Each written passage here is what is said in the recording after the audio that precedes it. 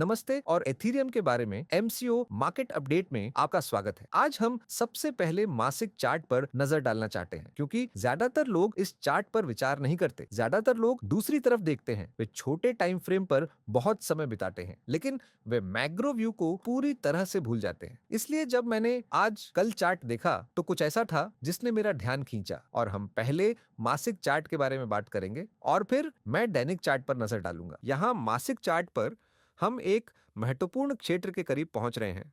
मेरा मानना है कि यह संभावित रूप से दिलचस्प हो सकता है, कम से कम देखने के लिए। ठीक है, इसीलिए आपको इस मासिक चार्ट को कभी भी अलग से नहीं लेना चाहिए। छोटे समय सीमा पर संरचना को भी देखा जाना चाहिए। लेकिन मेरा मानना है कि अगर लोग इसे मिस कर देते हैं और उन्हें नहीं पता कि इसका क्या मतलब है, तो वे स्पष्ट रूप से एक संकेत, एक अपडेट, एक महत्वपूर्ण संकेतक से चूक रहे हैं। सापेक्ष शक्ति सूचकांक, जो एक तरह का गति संकेतक है, मासिक चार्ट पर 41-42 के आसपास एक महत्वपूर्ण स्तर पर पहुंच रहा है। यह वही जगह है जहां आरएसआई सापेक्ष शक्ति सूचकांक को पिछले मंदी के बाजारों में समर्थन मिला था। इसलिए कई बार महत्वपूर्ण चढ़ावों, कीमत के चढ़ावों पर कीमत को इस क्षेत्र में समर्थन मिला। जैसा कि आप स्पष्ट रूप से देख सकते हैं, हम अब पहली बार फिर से इस क्षेत्र में पहुंच रहे हैं।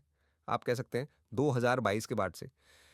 इसीलिए मैं ये नहीं कह रहा हूं कि हमें वहां समर्थन मिलेगा, कि उलटफेर की गारंटी नहीं है।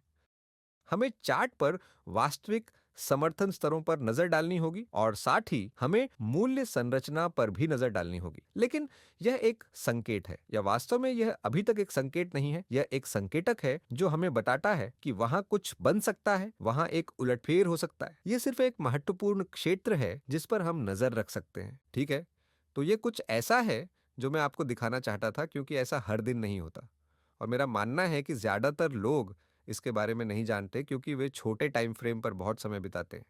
ये कुछ महत्वपूर्ण है क्योंकि हम दैनिक चार्ट पर बहुत महत्वपूर्ण स्तरों पर भी पहुंच रहे हैं। तो चलिए जूम इन करते हैं। आइए यहाँ इस जोन पर जूम करें और देखें कि संरचना हमें वहां क्या बता रही है।